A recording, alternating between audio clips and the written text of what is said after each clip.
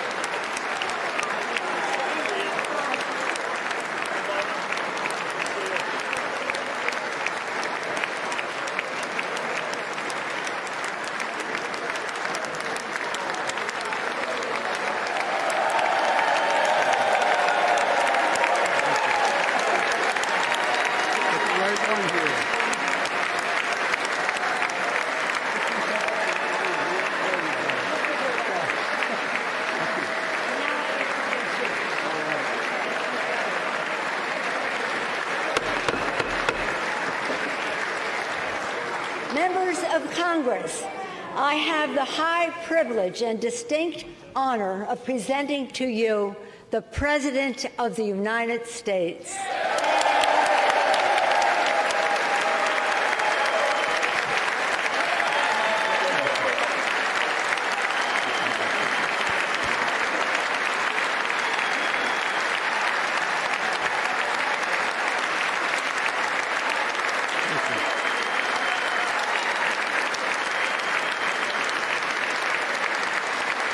Thank you, thank you, thank you.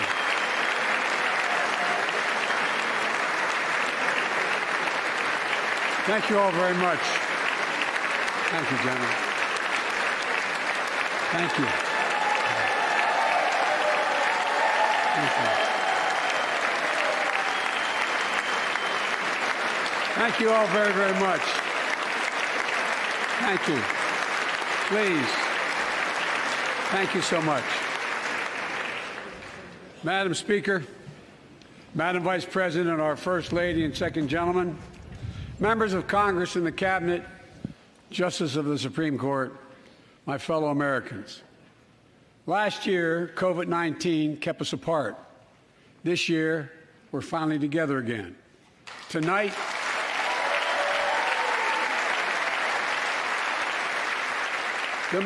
we meet as Democrats, Republicans, and Independents, but most importantly, as Americans, with the duty to one another, to America, to the American people, to the Constitution, and an unwavering resolve that freedom will always triumph over tyranny.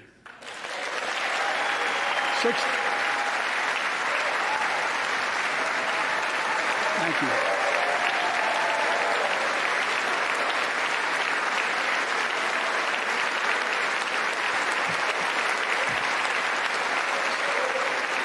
6 days ago, Russia's Vladimir Putin sought to shake the very foundations of the free world, thinking he could make it bend to his menacing ways.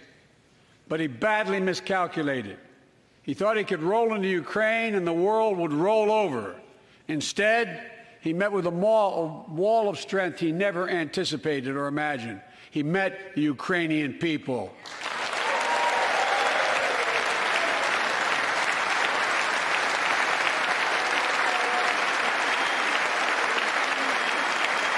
President Zelensky, to every Ukrainian, their fearlessness, their courage, their determination literally inspires the world. Groups of citizens blocking tanks with their bodies, everyone from students to retirees to teachers, turned soldiers defending their homeland. And in this struggle, President Zelensky said in his speech to the European Parliament, "Light will win over darkness." The Ukrainian ambassador to the United States is here tonight, sitting with the First Lady. Let each of us, if you're able to stand and send an unmistakable signal to the world of Ukraine. Thank you. Thank you, thank you, thank you.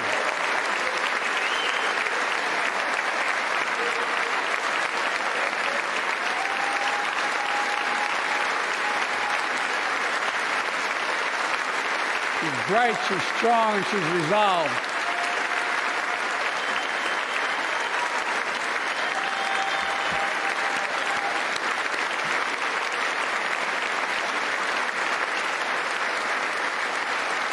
Yes,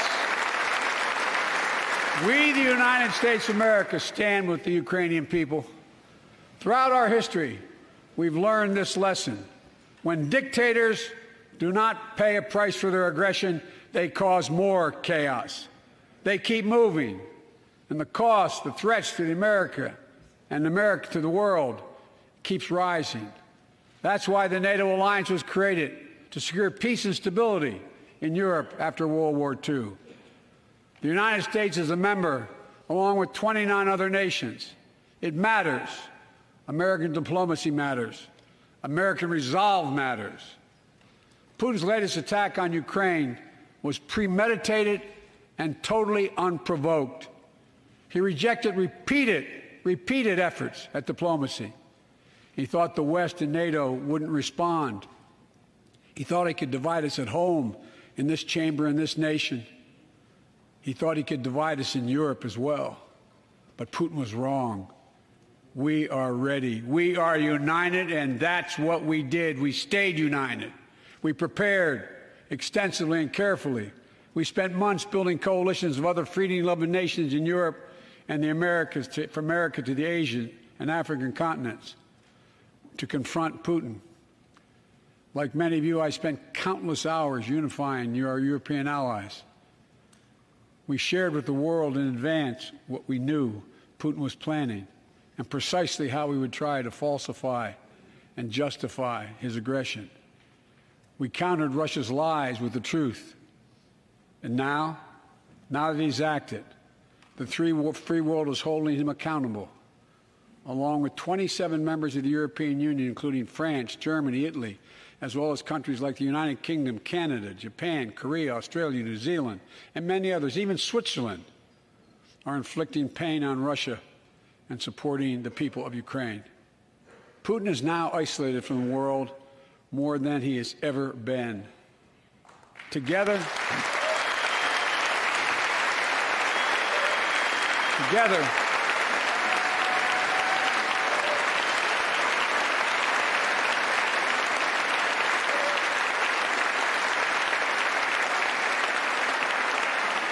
along with our allies, we are right now enforcing powerful economic sanctions. We're cutting off Russia's largest banks from the international financial system, preventing Russia's central bank from defending the Russian ruble, making Putin's $630 billion war fund worthless. We're choking Russia's access to technology that will sap its economic strength and weaken its military for years to come. Tonight, I say to the Russian oligarchs and the corrupt leaders who bilked billions of dollars off this violent regime, no more. The United States, I mean it.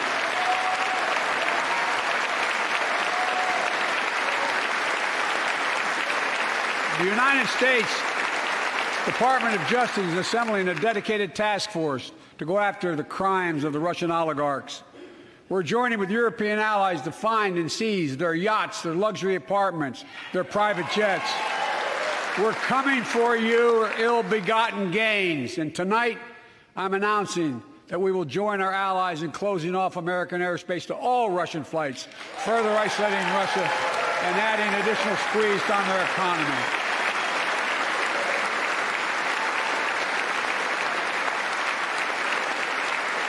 He has no idea what's coming. The ruble has already lost 30% of its value. The Russian stock market has lost 40% of its value, and trading remains suspended. The Russian economy is reeling, and Putin alone is the one to blame. Together with our allies, we're providing support to the Ukrainians in their fight for freedom. Military assistance, economic assistance, humanitarian assistance. We're giving more than $1 billion of direct assistance to Ukraine, and will continue to aid the Ukrainian people as they defend their country and help ease their suffering.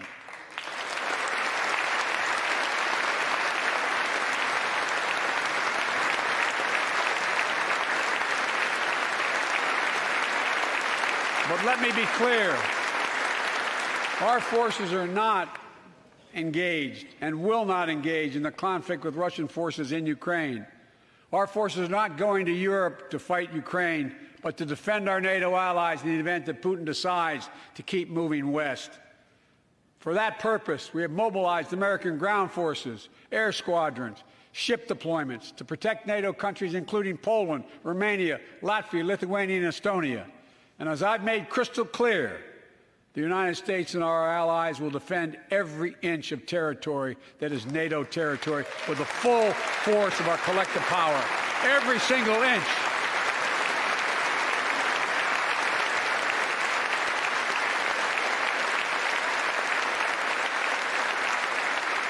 And we're clear-eyed. The Ukrainians are fighting back with pure courage. But the next few days, weeks, and months will be hard on them. Putin has unleashed violence and chaos, but while he may make gains on the battlefield, he'll pay a continuing high price over the long run. And a pound of Ukrainian people, the proud, proud people, pound for pound, ready to fight with every inch of energy they have.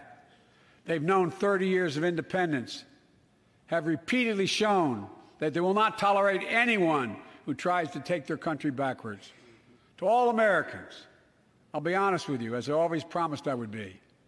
A Russian dictator invading a foreign country has cost around the world. And I'm taking robust action to make sure the pain of our sanctions is targeted at the Russian economy and that we use every tool at our disposal to protect American businesses and consumers. Tonight, I can announce the United States has worked with 30 other countries to release 60 million barrels of oil from reserves around the world. America will lead that effort, releasing 30 million barrels of our own strategic petroleum reserve. And we stand ready to do more if necessary, united with our allies. These steps will help blunt gas prices here at home, but I know news about what's happening can seem alarming to all Americans. But I want you to know we're going to be okay. We're going to be okay. When the history of this era is written, Putin's war in Ukraine will have left Russia weaker and the rest of the world stronger.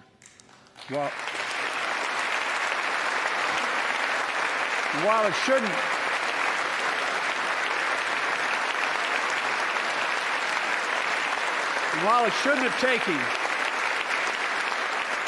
have taken something so terrible for people around the world to see what's at stake, now everyone sees it clearly. We see the unity among leaders of nations, a more unified Europe, a more unified West. We see unity among the people who are gathering in cities and large crowds around the world, even in Russia, to demonstrate their support for the people of Ukraine. In the battle between democracy and autocracies, democracies are rising to the moment, and the world is clearly choosing the side of peace and security. This is the real test, and it's going to take time. So let us continue to draw inspiration from the iron will of the Ukrainian people. To our fellow Ukrainian Americans who forged the deep bond that connects our two nations, we stand with you. We stand with you. Putin may circle Kyiv with tanks, but he'll never gain the hearts and souls of the Iranian people. He'll never extinguish their love of freedom, and he will never weaken the resolve of the free world.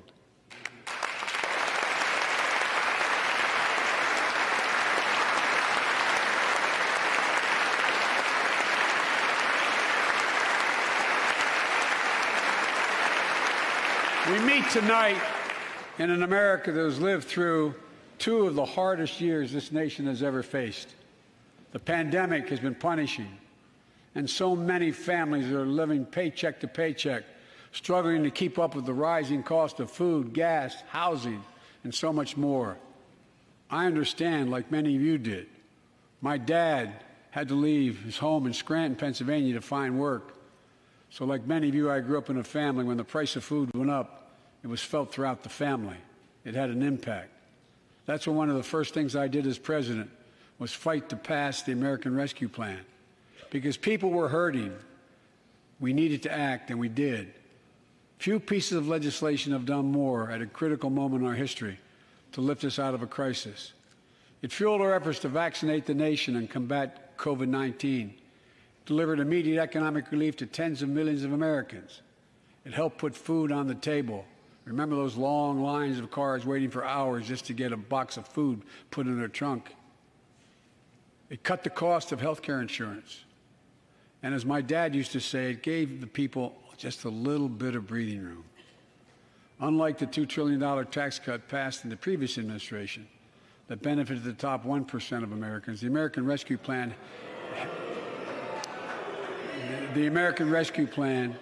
helped working people and left no one behind. Folks,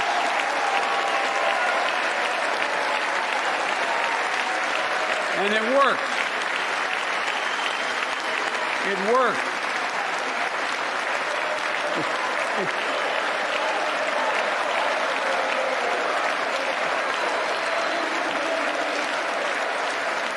It worked. We created jobs, lots of jobs. In fact, our economy created over 6 6.5 million new jobs just last year. More jobs in 1 year than ever before in the history of the United States of America. The economy grew at a rate of 5.7 last year, the strongest growth rate in 40 years. And the first step in bringing fundamental change to our economy that hasn't worked for working people in this nation for too long. For the past 40 years, we were told that tax break for those at the top and benefits would trickle down and everyone would benefit. But that trickle-down theory led to a weaker economic growth, lower wages, bigger deficits, and a widening gap between the top and everyone else in nearly a century. Look, Vice President Harris and I ran for office, and I realize we have fundamental disagreements on this, but ran for office with a new economic vision for America. Invest in America, educate Americans, grow the workforce, build the economy from the bottom up and the middle out, not from the top down, because we know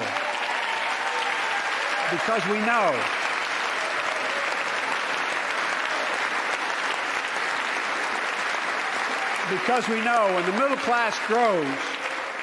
class grows, the poor will way up and the wealthy do very well.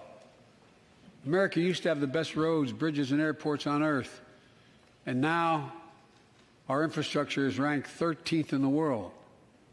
We won't be able to compete for the jobs of the 21st century if we don't fix it.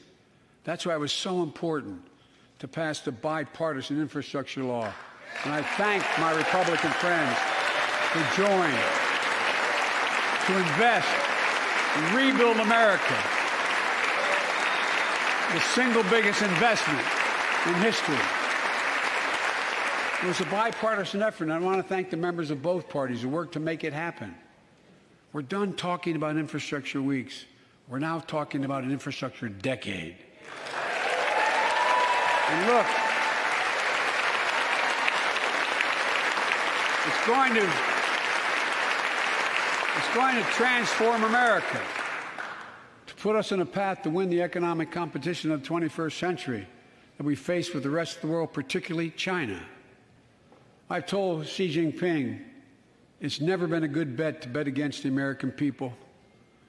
We'll create good jobs for millions of Americans, modernizing roads, airports, ports, waterways, all across America. And we'll do it to withstand the devastating effects of climate change and promote environmental justice.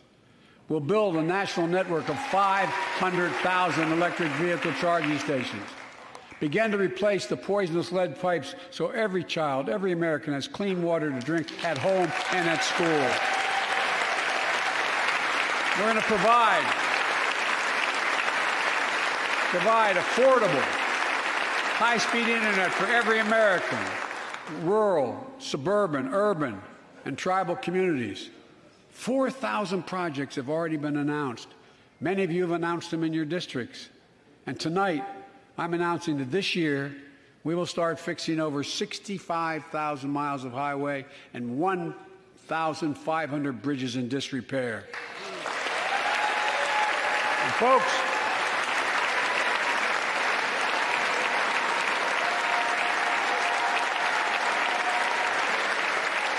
when we use taxpayers' dollars to rebuild America, we're going to do it by buying America.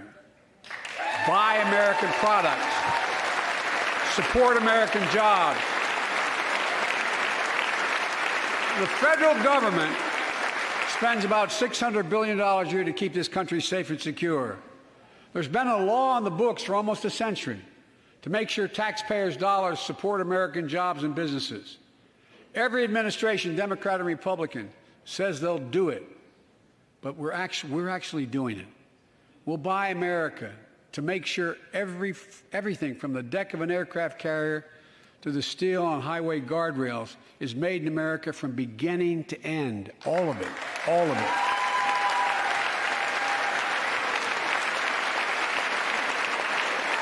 But folks, to compete for the jobs of the future, we also need a level playing field with China and other competitors. That's why it's so important to pass the Bipartisan Innovation Act sitting in Congress that will make record investments in emerging technologies and American manufacturing. We used to invest almost 2% of our GDP in research and development. We don't now. China is. Let me give you one example why it's so important to pass. If you travel 20 miles east of Columbus, Ohio, you'll find 1,000 empty acres of land. It won't look like much, but if you stop and look closely, you'll see a field of dreams, the ground on which America's future will be built. That's where Intel, the American company that helped build Silicon Valley, is going to build a $20 billion semiconductor megasite, up to 8 state-of-the-art factories in one place, 10,000 new jobs. And in those factories, the average job about $135,000 a year. Some of the most sophisticated manufacturing in the world to make computer chips the size of a fingertip that power the world in everyday lives, from smartphones, technology, the internet, technology that's yet to be invented. But that's just the beginning. Intel CEO Pat Gelsinger, who is here tonight, I don't know where Pat is. Pat, there you go, Pat, stand up.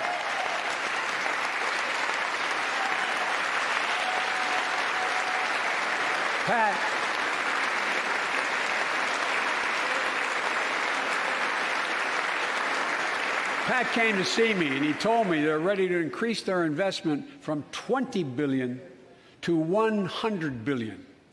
That would be the biggest investment in manufacturing in American history. And all they're waiting for is for you to pass this bill. So let's not wait any longer. Send it to my desk, I'll sign it, and we'll really take off in a big way. And folks, Intel is not alone. There's something happening in America. Just look around and you'll see an amazing story. The rebirth of pride that comes from stamping products made in America. The revitalization of American manufacturing. Companies are choosing to build new factories here when just a few years ago they would have gone overseas. That's what's happening. Ford is investing $11 billion in electric vehicles, creating 11,000 jobs across the country. GM is making the largest investment in its history, $7 billion to build electric vehicles, creating 4,000 jobs in Michigan. All told, 369,000 new manufacturing jobs were created in America last year alone. Folks,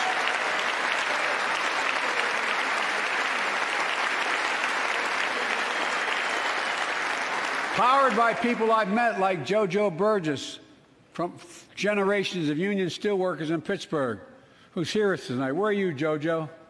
There you go. Thanks, buddy. As Ohio Senator Sherrod Brown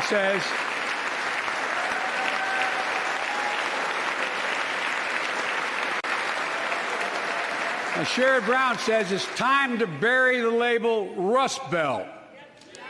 It's time to see what used to be called the Rust Belt become the home of a significant resurgence of manufacturing. And with all the bright spots in our economy, record job growth, higher wages, too many families are struggling to keep up with their bills. Inflation is robbing them of gains they thought otherwise they would be able to feel. I get it. That's why my top priority is getting prices under control. Look, our economy roared back faster than almost anyone predicted. But the pandemic meant that businesses had a hard time hiring enough people because of the pandemic to keep up production in their factories. So you didn't have people making those beams that went into buildings because they were out. The factory was closed. The panic also disrupted the global supply chain. Factories close.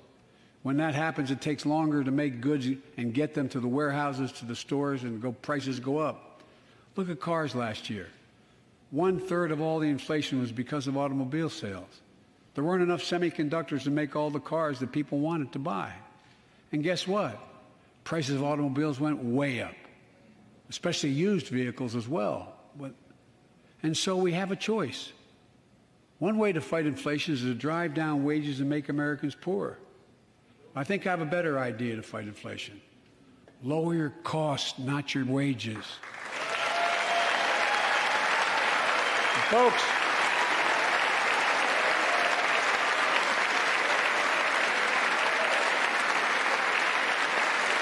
that means make more cars and semiconductors in America, more infrastructure and innovation in America, more goods moving faster and cheaper in America, more jobs where you can earn a good living in America. Instead of relying on foreign supply chains, let's make it in America. Look, economists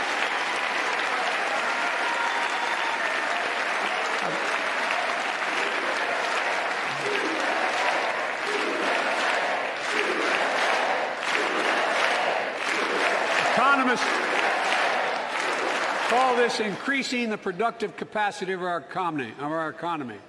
I call it building a better America. My plan to fight inflation will lower your costs and lower the deficit.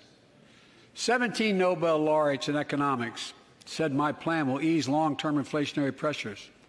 Top business leaders, and I believe most Americans support the plan. And here's the plan. First, cut the cost of prescription drugs. We pay more for the same drug produced by the same company in America than any other country in the world. Just look at insulin. 1 in 10 Americans has diabetes. In Virginia, I met a 13-year-old boy, the handsome young man standing up there, Joshua Davis. He and his dad both have type 1 diabetes, which means they need insulin every single day. Insulin costs about $10 a vial to make. That's what it costs the pharmaceutical company. But drug companies charge families like Joshua and his dad up to 30 times that amount. I spoke with Joshua's mom. Imagine what it's like to look at your child who needs insulin to stay healthy and have no idea how in God's name you're going to be able to pay for it. What it does to your family, but what it does to your dignity, your ability to look your child in the eye, to be the parent you expect yourself to be. I really mean to think about that. That's what I think about. You know, yesterday, Joshua's here tonight, but yesterday was his birthday. Happy birthday, buddy, by the way. For Joshua and 200,000 other young people with type 1 diabetes, let's cap the cost of insulin at $35 a month, so everyone can afford it. And drug companies will do very, very well, their profit margin. While we're at it, I know we have great disagreements on this floor with this. Let's let Medicare negotiate the price of prescription drugs.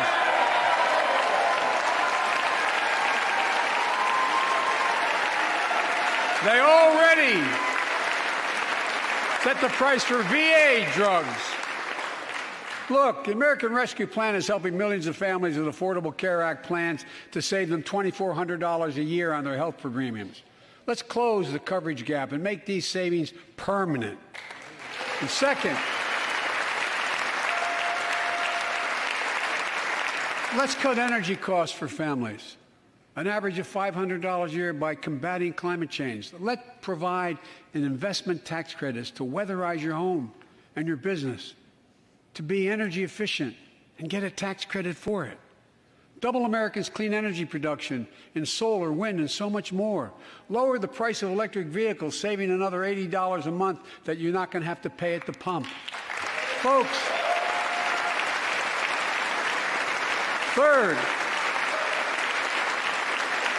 the third thing we can do to change the standard of living for hardworking folks is cut the cost of child care. Cut the cost of child care. Folks, if you live in a major city in America, you pay up to $14,000 a year for child care per child. I was a single dad for 5 years, raising 2 kids. I had a lot of help, though. I had a mom, a dad, a brother, and a sister that really helped. But middle class and working folks shouldn't have to pay more than 7% of their income to care for the young children. My plan would cut the cost of child care in half for most families and help parents, including millions of women who left the workforce during the pandemic because they couldn't afford child care, to be able to get back to work, generating economic growth. But my plan doesn't stop there. It also includes home and long-term care, more affordable housing, pre-K for 3- and 4-year-olds. All these will lower costs for families. And under my plan, nobody, let me say this again, nobody earning less than $400,000 a year will pay an additional penny in new taxes. Not a single penny.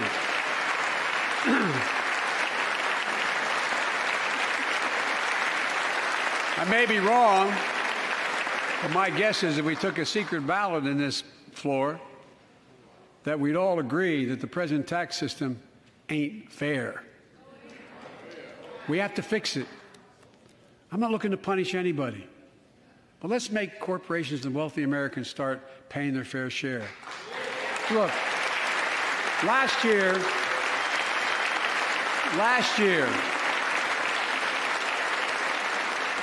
and like Chris Coons and Tom Carper and my distinguished Congresswoman, we come from the land of corporate America.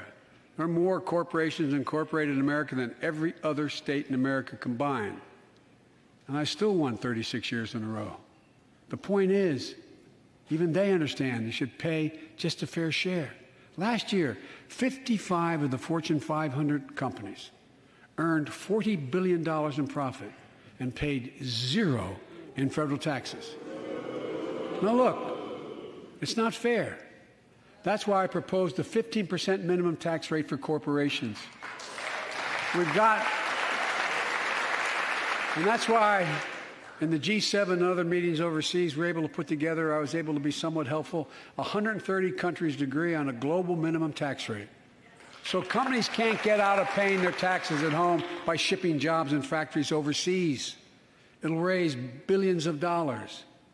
That's why I propose closing loopholes for the very wealthy who pay a lower tax rate than a teacher and a firefighter. So that's my plan, but we'll go in more detail later. We will grow the economy, lower the cost of families. So what are we waiting for? Let's get this done. We all know we've got to make changes. Folks,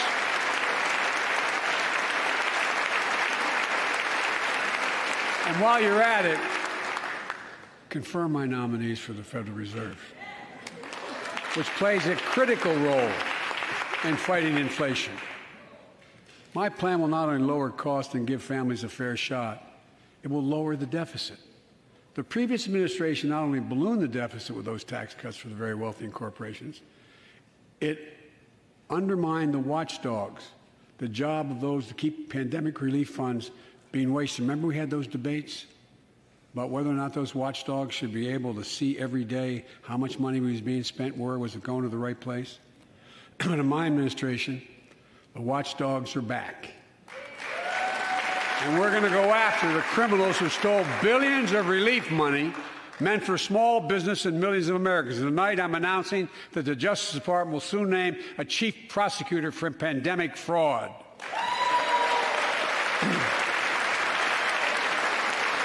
And look,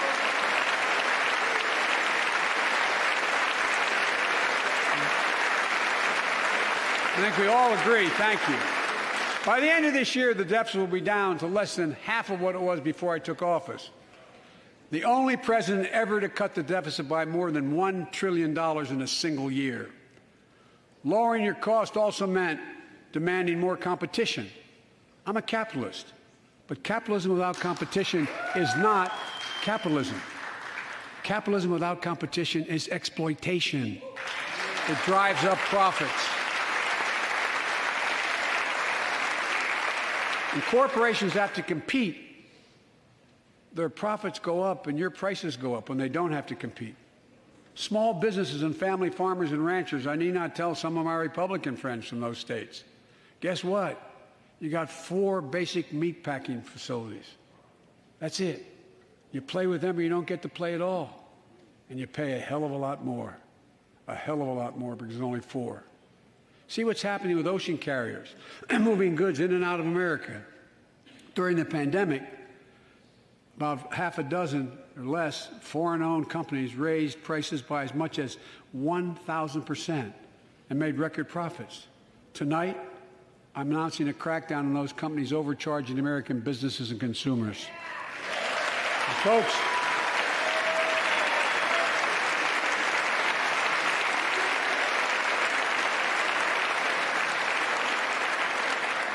and as Wall Street firms take over more nursing homes, quality in those homes has gone down and costs have gone up.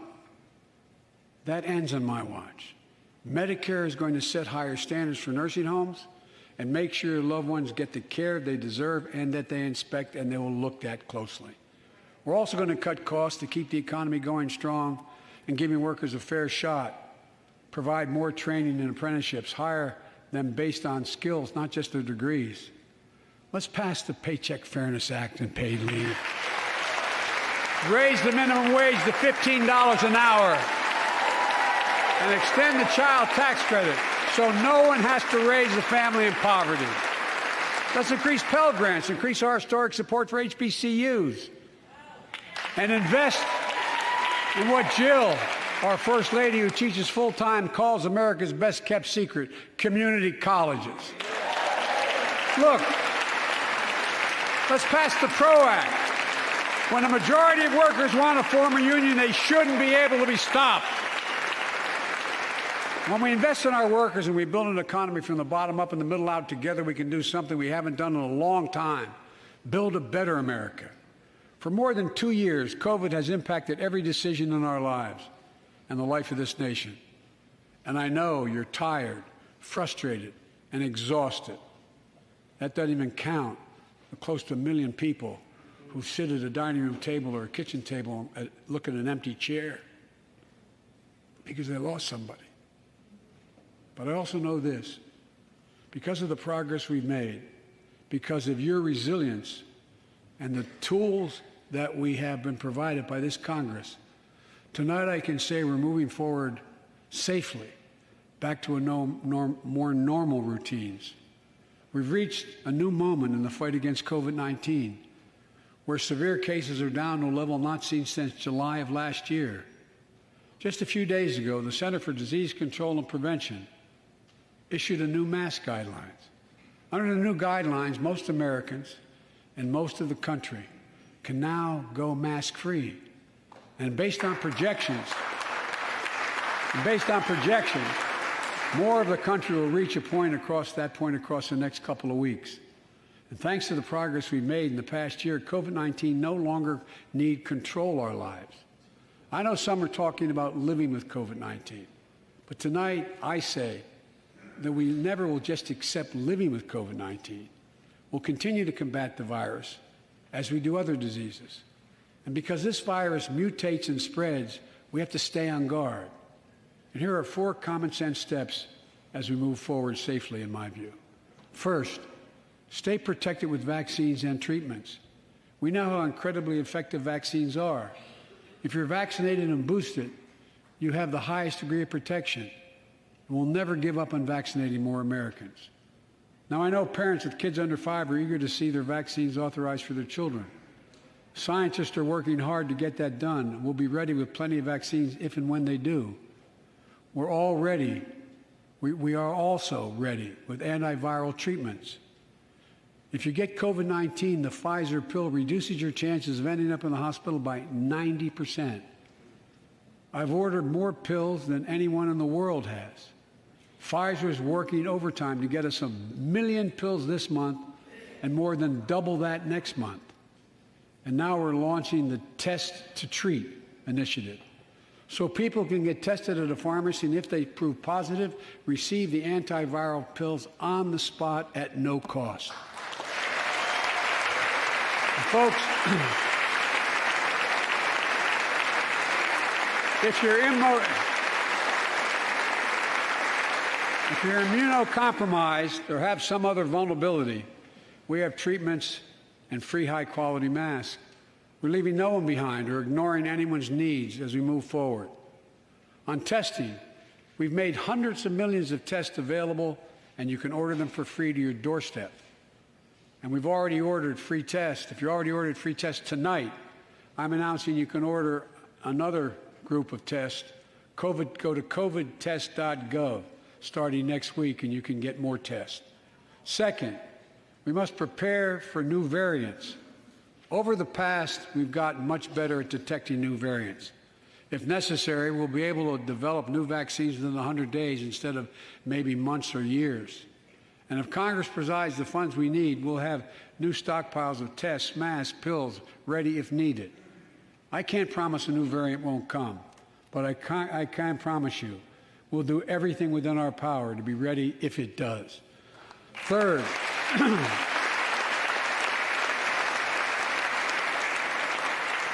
we can end the shutdown of schools and businesses. We have the tools we need. It's time for America to get back to work and fill our great downtowns again with people. People working from home can feel safe and begin to return to their offices. We're doing that here in the federal government. The vast majority of federal workers will once again work in person. Our schools are open. Let's keep it that way. Our kids need to be in school.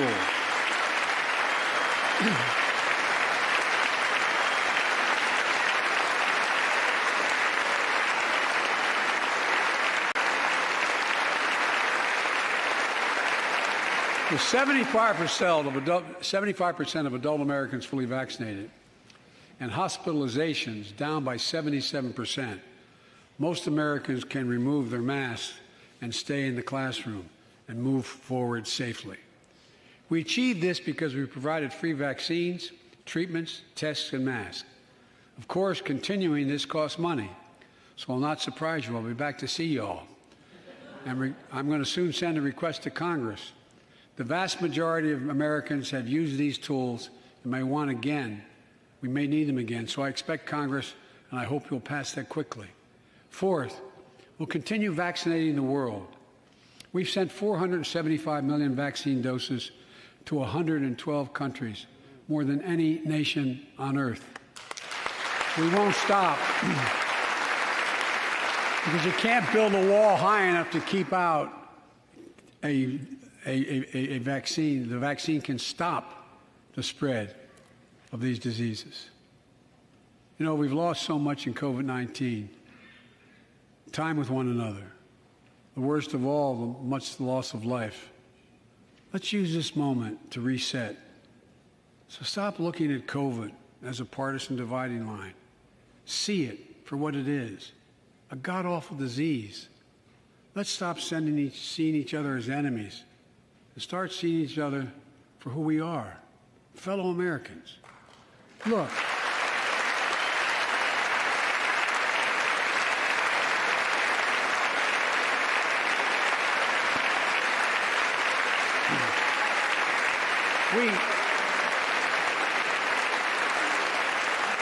we can't change how divided we've been. It was a long time in coming. But we can change how to move forward on COVID-19 and other issues that we must face together. I recently visited New York City Police Department days after the funerals of Officer Wilbur Mora and his partner, Officer Jason Rivera. They were responding to a 9/11 call when a man shot and killed them with a stolen gun. Officer Mora was 27 years old. Officer Rivera was 22 years old.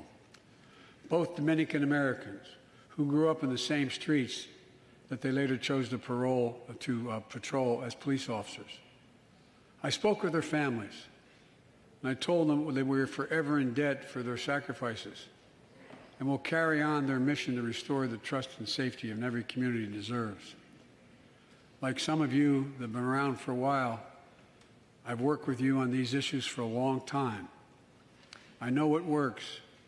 Investigating crime prevention and community policing, cops who walk the beat, who know the neighborhood, and who can restore trust and safety. Let's not abandon our streets or choose between safety and equal justice. Let's come together and protect our communities, restore trust, and hold law enforcement accountable. That's why the Justice Department has required body cameras, banned chokeholds, and restricted no-knock warrants for its officers. That's why the American Rescue Plan that you all provided $350 billion that cities, states, and counties can use to hire more police, invest in more proven strategies.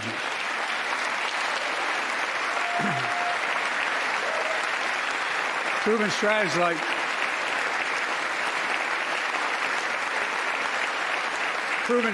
like community violence interruption, trusted messengers, breaking the cycle of violence and trauma, and giving young people some hope. We should all agree the answer is not to defund the police, it's to fund the police. Fund them. Fund them.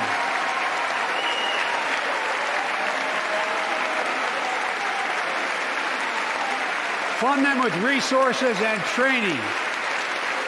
Resources and training they need to protect our communities. I ask Democrats. General assembly 'ਚ emergency ਵਿਸ਼ੇਸ਼ session ਦੀ ਹੋਈ meeting. Ukraine ਤੇ ਰੂਸ ਵਿਚਾਲੇ ਜਾਰੀ ਜੰਗ 7ਵੇਂ ਦਿਨ ਵੀ ਜਾਰੀ ਹੈ। ਯੂਕਰੇਨ ਤੇ ਰੂਸ ਦੇ ਹਮਲੇ ਹੋਰ ਵੀ ਤੇਜ਼ ਹੋ ਗਏ ਹਨ।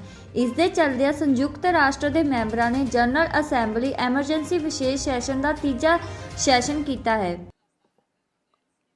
Promotion of the so-called liberation of Donetsk and Luhansk regions in a contravention of the Minsk agreements, international law, and the foundational principles of the United Nations.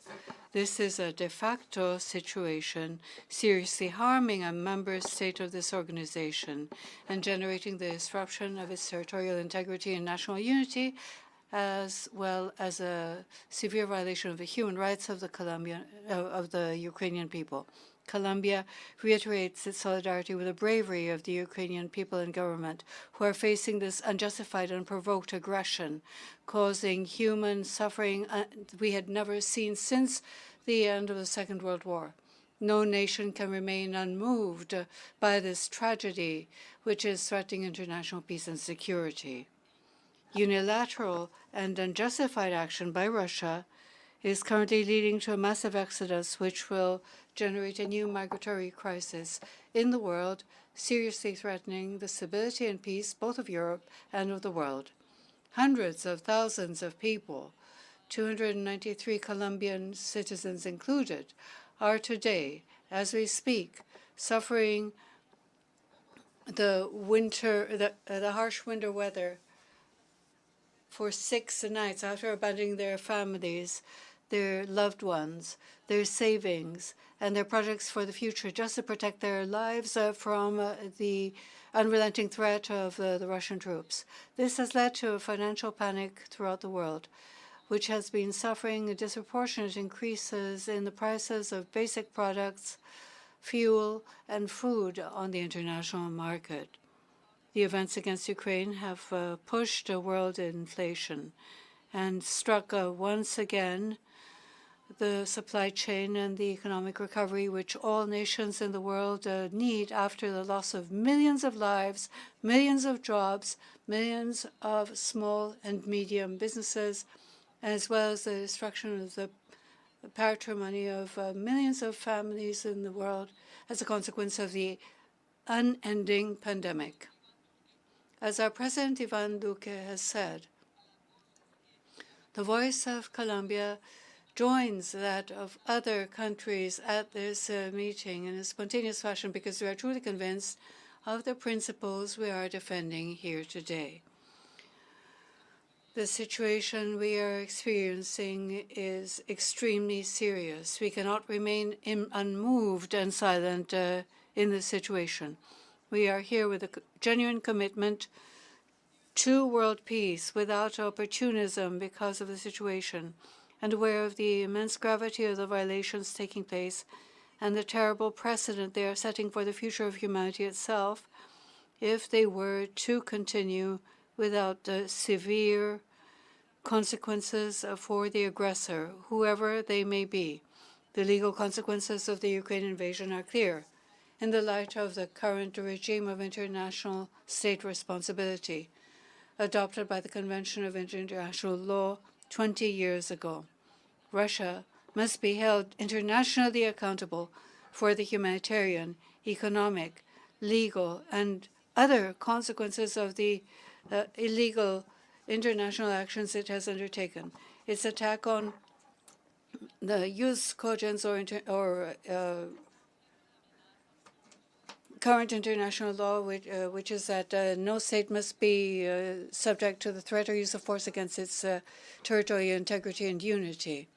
All the states represented here are obliged to comply with the following duties: the positive obligation of cooperation to put an end through all legal means possible to severe violations of jus cogens committed by Russia.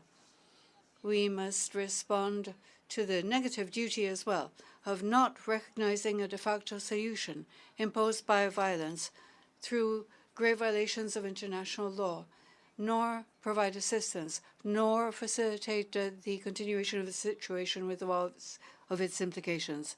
For the aforementioned reasons, Mr. President, Colombia has co-sponsored the resolution before the General Assembly.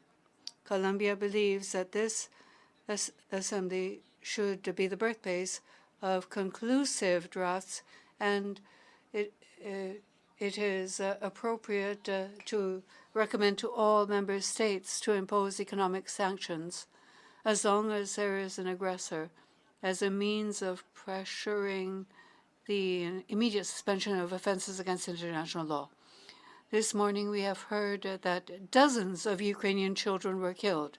How many more timid, gradual sanctions have already shown themselves to be a miserable failure in some countries? In some Latin American countries, they have become an increasing violation of human rights despite these weak sanctions, the restriction of more political freedoms and the suppression of freedom of expression, because when there are totalitarian regimes, they need a truly strong reaction against them. Those who are not democratically elected by their citizens already know how they can manage sanctions or half-measure sanctions. Another measure we should consider is all existing mechanisms to meet commitments for disarmament of nuclear weapon states. Colombia is currently chairing in Geneva the Disarmament Convention headed by our ambassador, Alicia Arango.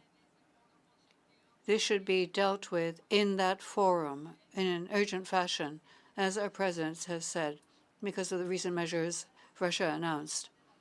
We applaud the decision of Karim Khan, prosecutor of the International Criminal Court, of initiating an investigation on possible war crimes, crimes against humanity, or possible genocide which may have been committed in the territory of Ukraine. Those responsible for these crimes must be individually tried by the ICC and held accountable for their actions before the international community. All states who are members of the Rome Statute must follow up on that. Today, as in 1950, we must remain united for peace. This is the main raison d'être and the main responsibility of the United Nations system and the Security Council. The Russian nation, for decades, has contributed in many ways to the development of humanity and also to progress and the building of the structure of international law since the Peace Conference in The Hague, the drafting of the Charter of the United Nations, and the Helsinki Accords. And this is a contribution that all of us must acknowledge. Unfortunately, however, a good part of the actions condemned in the Helsinki Declaration are today being committed by Russia as the main protagonist and the main actor. It is still time for the Russian Federation, which presided the Security Council until yesterday, and should therefore guarantee compliance with the Charter and with international law, to return to the path of compliance with standards and promotion of them particularly through confidence-building measures, which will make it possible to return to negotiation. Colombia is convinced that dialogue and negotiation are the path to resolving conflicts. However, any negotiation between Russia and the government of Ukraine must take place without any threats to Ukraine and without trying to suppress that spirit of freedom, progress, democracy, and respect for human rights, which we recognize in Ukraine and which we should all try to support. We should try to support any dialogue as long as it leads to immediate cessation of special military operations by Russia. This process of the support of the security of the Secretary General, the OSCE, and other international organizations and regional organizations should achieve the immediate de-escalation of this conflict in which all of humanity is a loser. It should prevent an aggression and a threat of mass destruction, which I reiterate, we cannot allow to break that will of freedom, sovereignty, and independence, which the people of Ukraine have expressed at different points in history and more recently in 2014. It would be unacceptable under the current circumstances, with a pandemic which has not yet come to an end, for the world to return to an arms race, leaving behind the development agenda.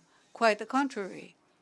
We must continue for the good of humanity with the climate change agenda, gender equity, energy transition, the fight against poverty, the fight against hunger, and all of the Sustainable Development Goals, while also sending a clear message that all free nations of the world do not accept threats from any country to the sovereignty of any member of this organization. The Russian Federation cannot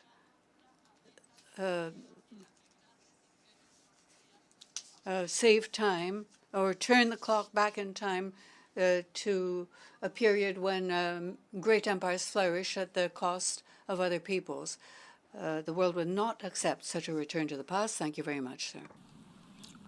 I thank the Vice President and Minister for Foreign Affairs of the Republic of ਇਹ ਸਨ ਅੱਜ ਦੀਆਂ ਮੁੱਖ ਖਬਰਾਂ। ਮੈਨੂੰ ਮਨਪ੍ਰੀਤ ਕੌਰ ਨੂੰ ਦਿਓ ਇਜਾਜ਼ਤ ਤੇ ਹੋਰ ਵਧੇਰੇ ਖਬਰਾਂ ਲਈ ਜੁੜੇ ਰਹੋ ਇੰਡੀਆ+ USA ਦੇ ਨਾਲ।